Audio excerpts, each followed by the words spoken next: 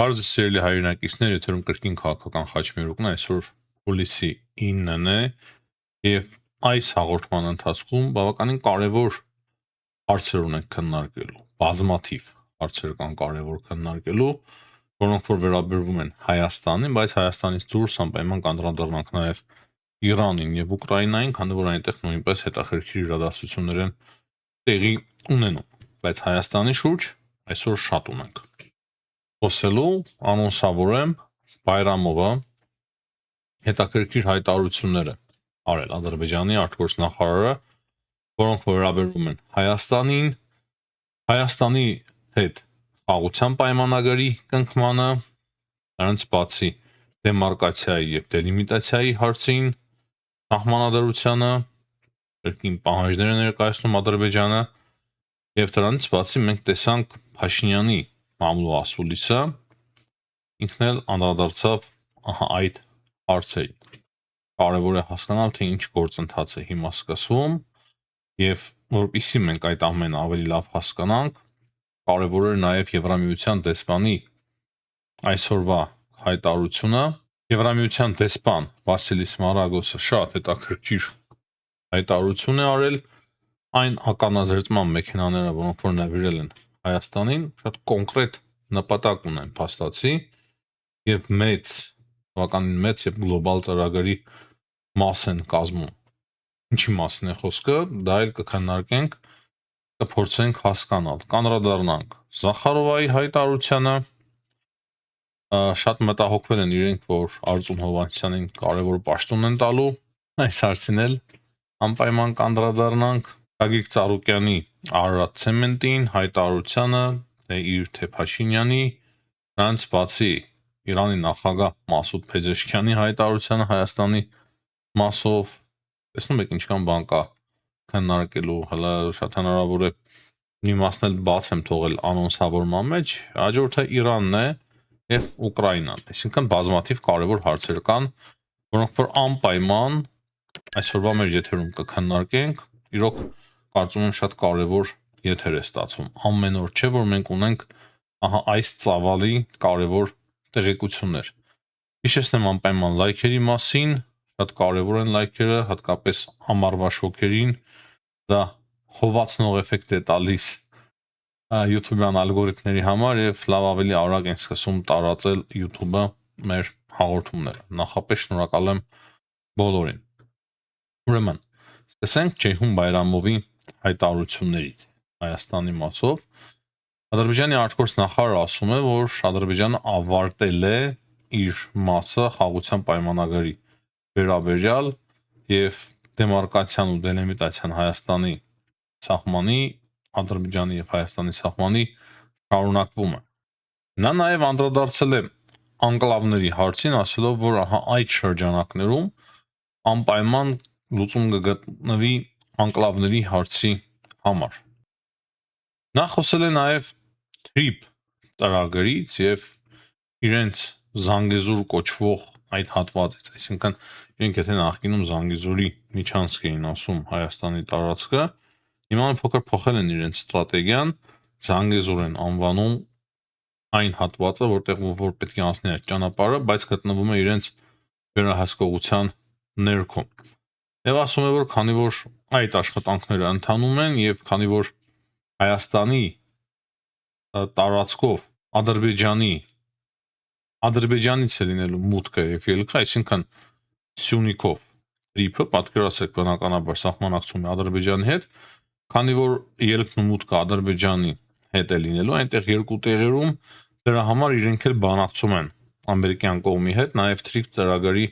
մասով։ Ասում է, որ ամերիկացի մեր գործընկերները մեզ տեղեկացնում են այդ պատճառով, թե ինչ բանակցություններ են վարում հայկական կողմի հետ, ինչ ծրագրեր ունեն TRIP-ի մասով։ Հույսով եմ պարզ էր։ Այստեղ կա մի դրական փոփոխություն Ադրբեջանի դիրքորոշման մեջ, ինքը ասում է, որ Հայաստանի տարածքով TRIP-ը, բայց քանի որ այն վերաբերվում է նաև Ադրբեջանին, այնտեղ լինելու են չէ անցակետերը, դրա համար ամերիկացիները իրենց եւս ինչ որ չափով տեղեկացնում են այդ ծրագրից։ Այս հայտարարությունն էլ հասկացանք Բայրամովի հաջորդ հայտարարությունը կոնկրետ վերաբերվում է Հայաստանի սահմանադրությանը եւ ասում է, որ իրենք ակնկալում են, որ Ադրբեջանի նկատմամբ տարածքային պահանջները կհեռացվեն Հայաստանի սահմանադրությունից։ Դրանից հետո կարող է ստորագրվել խաղաղության համաձայնագիրը։ Փաստացի Ադրբեջանը կրկին շարունակում է պահանջ ներկայացնել Հայաստան, եւ սա ինչ որ միտեղ փակուղի է ստեղծում, որպեսզի հարաբերությունները նորմալ ձևով կարգավորվեն եւ ստորագրվի խաղաղության պայմանագիր։ Արի անկես լինենք, չխափենք մեզ, եթե Միացյալ Նահանգները, նաեւ եվրոպացիները վաղը մյուս օրը ճնշում չգործադրեն Ադրբեջանի վրա, եթե Թուրքիային էլ Պաշտաձեր տա է Թուրքիան էլ իր հերթին ճնշում գործադրի Ադրբեջանի վրա, ապա Ադրբեջանը կարող է փոխի իր դիրքորոշումը, քանի որ դա կարող է փակ ուղու բերել եւ ամենայն հավանականությամբ կբերի եւ խաղաղության պայմանագիրը դժվար թե ստորագրվի այդ պայմաններում։ Իրենց սահմանադրության մեջ էլ կան խնդրահարույց կետեր, որի մասին մենք հաճախ չէ որ խոսում ենք, բայց նման բան գոյություն ունի։ Ճիշտ է, Հայաստանում պետք է տեղի ունենան սահմանադրական փոփոխություններ, դժվար է հիմա ասել թե ինչպես, երբ այսօր Փաշինյանը հայտարարեց, որ տարեվերջ այդ սահմանադրության նախագիծը նոր կներկայացվի հանրությանը, բայց ես կրկնում եմ, հստակ սա Ադրբեջանի պահանջով չպետք է արվի եւ ես գրեթե համոզված եմ, որ չի էլ արվելու Ադրբեջանի պահանջով։ Ինչ է փոխվում սահմանադրության մեջ միանշանակ ինձ դժվար է ասել, ես ընդհանրապես պատկերացում չունեմ, իրավաբանները ավելի լավ պատկերացումներ կունենան։ Մոտավոր պատկերացում ունենք այն առումով, որ դատական համակարգում մեծ փոփոխություններ կսպասվեն եւ ընդհանուր առմամբ կարող է առողջանա հայկական պետականությունը եւ հեղափոխությունը ի վերջո նորմալ տեղ հասնի բոլորի համար։ Ահա այս մասով պատկերացում ունեմ, թե ինչ այլ փոփոխություններ կլինեն սահմանադրության մեջ, շատ քիչ է իմ պատկերացումը։ Եթե մեկը պատկերացնում եք, անպայման գրեք, ես սիրում եմ անկեղծ լինել, ինչից որ լավ ենք հասկանում, խոսում ենք միանշանակ, բայց ինչից որ թերի ենք հասկանում, փորձում ենք ավելի քիչ խոսել։ Բայց մեկ բան փաստ է, քանի որ վերաբերվում է դա քաղաքականությանը, Ադրբեջանի պահանջով չէ որ այդ կետը հռչակագրի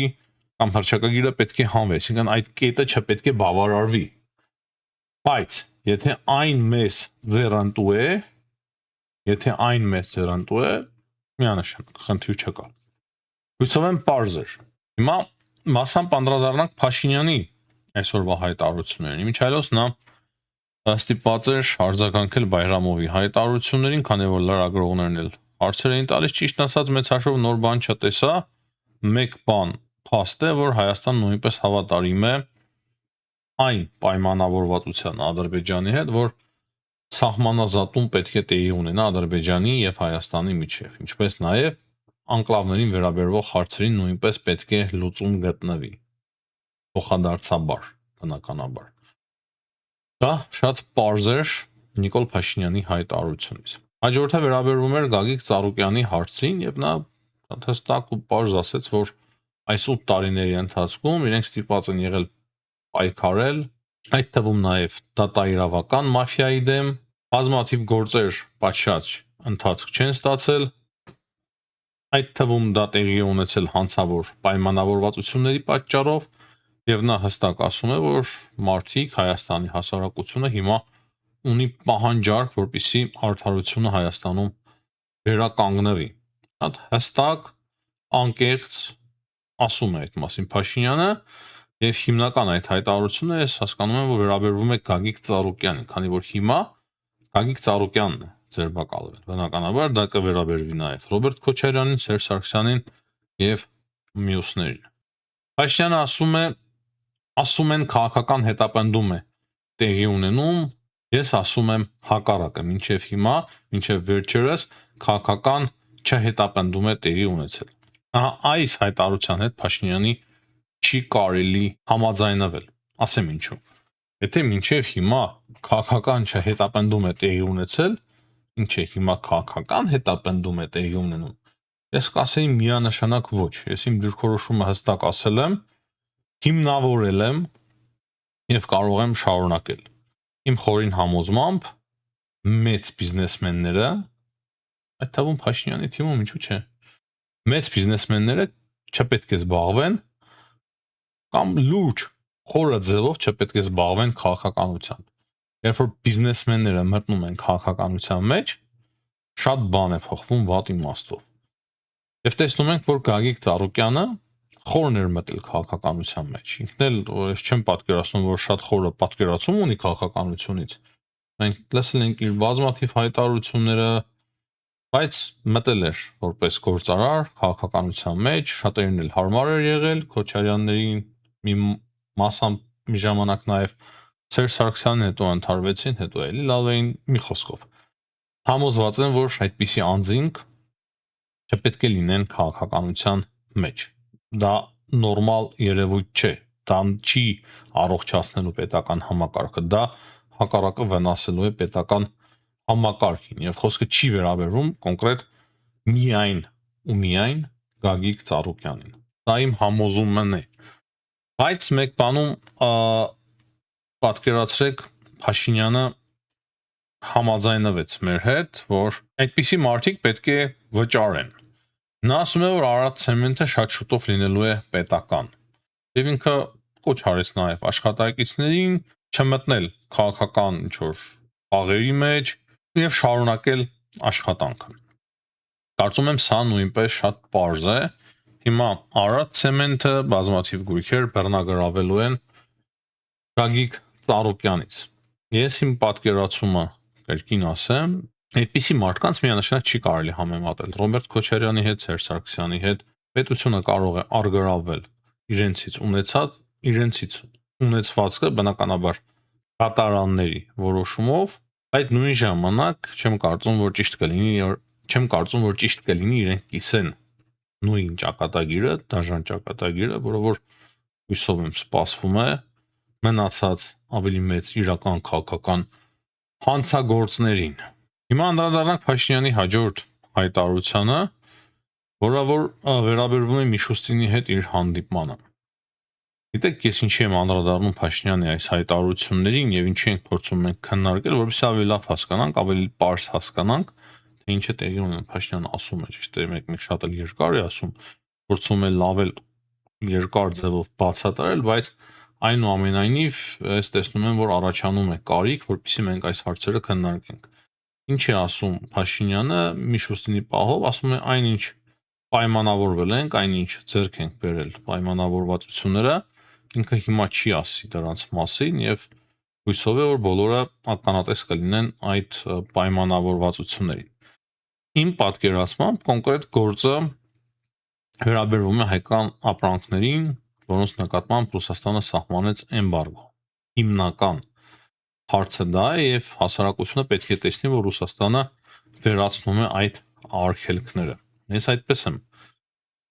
տեսնում, բայց ինքը չի անում նման հայտարարություններ, որովհետեւ վստահ չէ, որ Ռուսաստանը հետևելու է իր խոսքին եւ կարող է Միջուստինը խոստացել է, բայց իրականում որոշումներ չկարողանա կայացնել, որոշումները կայացնի Վլադիմիր Պուտինը կամ մեկ ուրիշը։ Դրա համար Փաշինյանը չհայտարարեց, չխոսեց ինչ պայմանավորվածություններ է ձեռք բերել Ռուսաստանի վարչապետի հետ։ Այս հարցից էլ առաջանցնենք, հույսով եմ պարզեր։ Սահմանադրության մասով արդեն նշեցի, որ ինքը ասում է մինչև տարվա վերջ արդեն մարդիկ հնարավորություն կունենան իմանալու եւ քննարկելու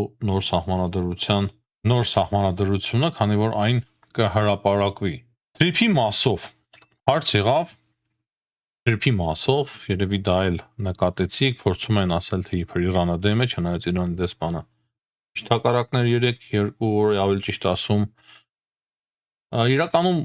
Թրիփին դեմ չէ Իրան, այստեղ էլ Փաշինյանը իր խոսքում հստակություն մտցրեց, որ կարող է նույնիսկ Թրիփը ձեռնտու դառնա Իրանին։ Ասում է մենք բաց ծրագիր է Թրիփը, այդտեղ ոչ մի գաղտնիք չկա եւ ցանկացած հարցի պատասխանել ենք եւ ցանկացած հարցի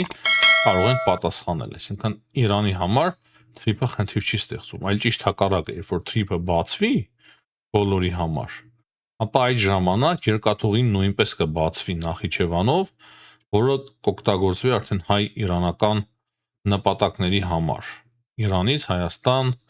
բեռնափոխադրումների համար կամ Հայաստանից Իրան, ինչպես ուզում եք, այսպես էլ ընդունեք։ Իրականում դա ձեռնտու է լինելու նաև Իրանին։ Իրան նույնպես օգտվելու է կոմունիկացիաների ապաշրջափակումից։ Այստեղ էլ Փաշինյանը շատ ճիշտ, կոռեկտ եւ հասկանալի ձևով բացատրեց, թե ինչի մասին է խոսքը։ Անկեղծ ասած, այդ հայտարարություններով իմ մոտ ավելի ու ավելի լավ պատկերացում է ստեղծվում, թե ինչ է տեղի ունենում Հարավային Կովկասում եւ հատկապես Հայաստանի շուրջ։ Քանի որ անդրադարձա այդ հարցին, եկեք հիմա հաջորդիվ անդրադառնանք Եվրամիության դեսպան Վասիլիս Մարագոսի հայտարարության։ Ահա այս հայտարարությունը ամենքից շատ է բոլորից շատ է ինձ հետաքրքրել, քանի որ այս հայտարարության մեջ երևում է Եվրամիության ծրագիրը կամ Եվրամիության ծրագրի մի մասը, որը որ մինչև հիմա կարծես ինչ որ չափով պահվում էր մեր աչքից, չնայած որ մեր աչքից շատ քիչ բան է դուրս մնում, տեսնում եք մեր տեսադաշտը բավականին լավն է։ Հիշում եք Ուրսուլա ֆոն դեր Լեյենի այցի ժամանակ ես ասում եմ, որ դա սովորական այց չէ, շատ կարևոր հարց է։ Դրանից առաջ մենք օրերով խոսում էինք, որ Եվրամիությունը Թուրքիայով, Հայաստանով, Ադրբեջանով, մասամբ նաև Վրաստանով, Կասպից ծովով կապ է հաստատում Կենտրոնական Ասիայի երկրների հետ։ Հետո մենք իմացանք Ուրսուլա ֆոն դեր Լեյենից Հայաստանում, որ բավականին մեծ գումար է Եվրամիությունը ներդնում այդ ծրագրերի համար։ Թրիփի մասին հիմա շատ է խոսվում, բայց Եվրամիության ծրագրերի մասին քիչ է խոսվում, չնայած որ հիմա ավելի հստակ է դառնում, թե ինչ է անում Եվրոպան, ի տարբերություն Ամերիկայի Միացյալ Նահանգների, քանի որ թիփի մասով ավելի քիչ տեղեկություններ ունենք, ինչքան ֆինանս է ներդնում Միացյալ Նահանգները, ինչ է անում եւ նույնիսկ ասեմ, որ կարծես թե առաջ անկապ այդ բյուրոկրատական կոչվող Եվրոպան Միացյալ Նահանգներից։ Խոսքը նրա մասին է, որ այդ ականազերծման մեքենաները, որը որ տալիս է Հայաստանին Եվրամիությունը, ունի կոնկրետ նպատակ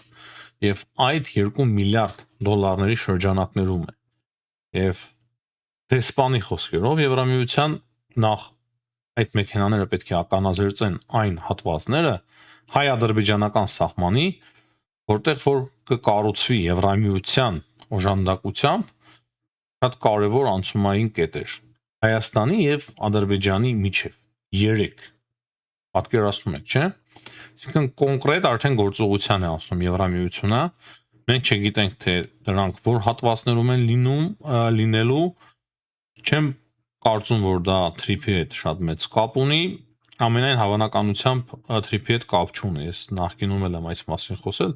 չնայած մենք այս առումով որևիցե տեղեկություն չունենք։ Ուղղակի տեղեկությունը մեր արդեն այն է, որ կոնկրետ այդ մեքենաները ականազերծման ահա այդ նպատակի համար են օգտագործելու, որ 3 անցակետ կառուցվի Հայաստանում Եվրամիության գումարներով։ Մենք տեսանք, որ Ադրբեջանն էլ բավական հետաքրքիր գումարներ է հատկացնում հետաքրքիր ծրագրերի համար, նույն Եվրոպան եւ ավելի ու ավելի մեզ համար հասկանալի է դառնում Եվրոպայի գործողությունները։ Եթե քիչ են հայտարարում այդ մասին բաց, ուրեմն կան որ պահեր, որ փորձում են մինչև վերջ չբացել իրենց ծրագրերը, քանի որ կա լուրջ հակառակորդ, որը որ կարող է տարբեր ձևերով խոչընդոտել եվրոպական ծրագրերին, Եվրոպայի համար իրականացվող այդ ծրագրերին, բնականաբար որից օգտվելու է նաև Հայաստանը, ամբողջ Հարավային Կովկասը, բայց կարծում եմ մեզ համար արդեն ամեն ինչ շատ պարզ է, շատ կարևոր տրանսպորտային կոմունիկացիաներ է կառուցելու Եվրամիությունը Հայաստանում։ Այդ 2 միլիարդ եվրոյի շրջանակներում, բայց այդ 2 միլիարդ եվրոն չեմ կարծում, որ միայն Հայաստանում է ծախսվելու, այդ 2 միլիարդ եվրոն Թուրքիա, Հայաստան, Ադրբեջան, ահա այդ գծի վրա է անկաս լինելու, այդ թվում նաև այդ անցակետերի մեջ եւ այլ ծրագրերի ձևով, այդ թվում նաև ենթակառուցվածքային խոշոր ծրագրեր։ Հիմա անդրադառնանք Իրանի նախագահ Մասուդ Փեզեշքյանի հայտարարությանը հայերենով ճիշտ ուղերձին։ Ինքը շնորհակալություն է հայտնել Նիկոլ Փաշինյանին, որ Նիկոլ Փաշինյանը բարձր պատվիրակությամբ այցելել է իրենց գերագույն առաջնորդի հրաժեշտի արարողությանը մասնակցելու։ Նա ասում է, որ իրանցիները երբեք չեն մոռանա այդ բարի կամքի դրսևորումը Հայաստանի կողմից եւ հիշել է իրենց արդեն հանգուցյալ հոգևոր առաջնորդ Ալի Համենեի այն հայտարարությունը Հայաստանի մասին, որով նա Հայաստանը անվանել էր ազնիվ հարևան։ Ընդհանուր առմամբ շատ բարեկամական, հետաքրքիր եւ շատ կարեւոր գեղեցիկ ուղերձ է հղել Իրանի նախագահը հայերեն լեզվով, այսինքն իրանցիները լուրջ ձևով գնահատել են Փաշինյանի այցը Թեհրան, բնականաբար դա շատ լավ է։ Չնայած հիմա տեսնում ենք, թե ինչ իրավիճակ է Իրանի շուրջ։ Դրա մասին նույնպես կխոսենք, մինչև դա երկու խոսքով ուզում եմ անդրադառնալ այս Մարիա Զախարովայի նոր հայտարարությանը։ Եվ գիտեք, շատ ցավալի է տեսնել այնպիսի հայտարարություններ Զախարովայի կողմից, որոնցով որ իրենք փորձում են շահարկել երկրորդ համաշխարհային պատերազմը, փորձում են շահարկել ռուսատիացությունը իբր տարբեր երկրներում, իրենց սիրված թեմաներն են։ Երկրորդ համաշխարհային պատերազմ, ռուսաց լեզու, ռուսատիացություն եւ այդպես շարունակ։ Եվ այդ միֆերը վերջերս իրենք սկսել են օգտագործել նաեւ Հայաստանի մասով։ Ցավալի է, որ Զախարովան խոսել է Արծուն Հովհաննիսյանից եւ նրանից, թե իբր Արծուն Հովհաննիսյանի հայտարարությունները ավելի շուտ ֆաշիստական Գերմանիայի կողմից էին առաջին ալիքի եթերում ամիսներ առաջ, քան Ռուսաստանի։ Բայց անկեղծ ասեմ, ես Արծուն Հովհաննիսյանի այդ հարցազրույցի մասամբ հիշում եմ, նման բան չես կարող գտնել այդտեղ, իրենք այլ ձև են ամեն ինչ մեկնաբանում։ Ճիշտ հակառակը, շատ անգամ, երբ որ Արծուն Հովհաննիսյանը, երբ որ սկսվավ ռուս-ուկրաինական պատերազմը, կարծես խոսում էր Ռուսաստանի կողմից, կարող է սխալվում եմ, բայց ավելի պրոռուսական դիրքորոշում ուներ, ինչի դա չեն նկատում։ Երկնեմ կարող է դա ինձ է թվացել, բայց այստեղ Զախարովան լրիվ ամեն ինչ իրար է խանդրել, ինչ որ Վելիկի Արմենիայի հիշել, Ստալինգրադի կռիվն է մեջ բերել, այսինքն սա խառնել է իրար, այնպիսի մի շլափլաֆ է սարքել, եւ այդ ամենը ներկայացնում է այնպես, թե իբր Եվրոպայից է գալիս այդ ռոպագանդան Հայաստանի ուղղությամբ, դրա համար Հայաստանում այդպիսի հայտարարություններ են արվում եւ այն մարդիկ, ովքեր որ անում են նման հայտարարություններ, ընդդեմ իրենց հիշատակի երկրորդ համաշխարհային պատերազմից ստանում են պաշտոններ։ Բայց իրականում ես չեմ տեսնում Հայաստանում այնպիսի մարդկանց, ոչ հասարակ քաղաքացիների շրջանում, ոչ իշխանությունների մեջ, ոչ գիտական ասպարեզում, որ ինչ որ մարդիկ կասկածի տակ առնեն երկրորդ համաշխարհային պատերազմի ընթացքը եւ մեր դերը, հայ ժողովրդի դերը երկրորդ համաշխարհային պատերազմի մեջ։ Իհարկե կարելի է խոսել հետաքրքիր այլ թեմաներից, թե ինչ դիրքորոշում է ունեցել Գարեգին Նժդեհը կամ Դերաստամատ Կանայանը, բայց դա լրիվ ուրիշ հարց է։ Իրենք ունեցել են խնդիր պահպանել հայ ժողովրդին Եվրոպայում, մի խոսքով, շատ բարդ, շատ խորը վերլուծության թեմա է դա, բայց բնականաբար այդտեղ չկա ոչինչ հակառուսականության եւ ոչ մի ձևով այդ ամենը չի կարող ստեղծել երկրորդ համաշխարհային պատերազմի հիշատակը, բայց շատ կարևոր է։ Մեծ ցավ է, այդ ոչ մեծ համար, իրենց համար, քանի որ իրենք կուրորեն շարունակում են չտեսնել, թե ինչ իրավիճակում են գտնվում եւ շարունակում են դասեր տալ տարբեր ժողովուրդներին, իրենց շուրջ գտնվող տարբեր ժողովուրդներին։ Ինչ իրավիճակ է հիմա Ռուսաստանում, այդ նավթի ահռելի հերթերը, այդ բազմաթիվ պայթյունները, ամբողջ երկրի տարածքով քայքայվող տնտեսությունը, ռազմի դաշտում լուրջ անհաջողությունները, բայց իրենք շարունակում են դասեր տալ իրենց շրջապատող ժողովրդին։ Ցավը այն է, այստեղ արդեն մեր ցավը, որ մենք արդեն շատ ենք տարապել այդ կայսրությունների ձեռքը։ Լինի դա Ռուսաստանի Դաշնությունը, լինի դա Իրանը, լինի դա Բյուզանդիան, լինեն դրանք արաբները, մոնղոլ թաթարները, սելջուկները, ում ասեմ, Հռոմը, մենք միշտ տարապել ենք այդ կայսրությունների պատճառով։ Եվ դրա համար այդպիսի հայտարարություններից հետո ցանկությունս մեկն է, որպեսզի փլուզվեն այդ բոլոր մեզ շրջապատող կայսրությունները։ Հիմա խոսենք միջազգային կարևոր հարցերի շուրջ, սիրելի հայրենակիցներ։ Դոնալդ Թրամփը երեք հեռանալուց շատ հետաքրքիր հայտարարություն է արել ՆԱՏՕ-ի գագաթնաժողովում, ինչ այլոց ՆԱՏՕ-ի գագաթնաժողովից այնքան կարելի է խոսել, որ շատ, բայց կարծում եմ կարևոր հարցերին մենք երեք անդրադարձանք եւ շատ կարևոր որոշումներ տեսանք Եվրոպայի մասով, զենքի արտադրության Ամերիկայի մասով, Ուկրաինայի մասով մենք խոսեցինք այդ մասին, չեմ կարծում, որ կրկին պետք է անդրադառնալ։ Իրանի մասով խոսենք, Թրամփ հայտարարեց, որ Իրանի շուրջ այնինչ լինելու է շատ արագ կլինի։ Այսօր նոր հայտարարություններ տեսանք Թրամփի կողմից, որ իրանցիները կրկին ուզում են բանակցել, բայց ինքը չգիտի այսօ կարժե թե չէ բանակցել, քանի որ ասում է նորմալ մարդիկ չեն դրանք։ Քանի որ ասում է նորմալ մարդկանց հետ չենք բանակցում, բայց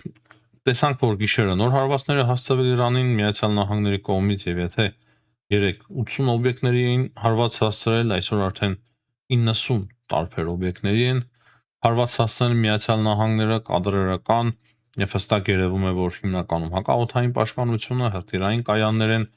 Հիմա իրանցիները հաղորդում են այն մասին, որ Միացյալ Նահանգները հարվածել են կամուրջի, որը որ միացնում էր Իրանը, Ռուսաստանը եւ Չինաստանի հետ, հիմա տեղեկություններ կա, որ այդ կամուրջով, երբ որ Իրանը ծովային շրջափակման մեջ էր,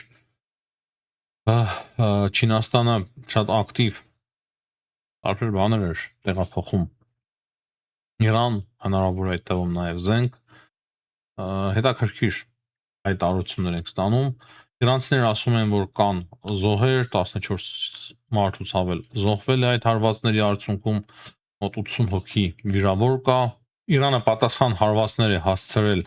Քուվեյթում, Բահրեյնում, ամերիկյան կարևոր ռազմաբազաների վրա արձակելով հրթիռներ, ԱԹՍ-ներ, դրանից բացի Ալ Արաբիան տեղեկացնում է մեզ, որ Բահրեյնը նույնպես մասնակցել է այդ ռազմական գործողություններին, հիմա Ալ Արաբիան հայտնում է,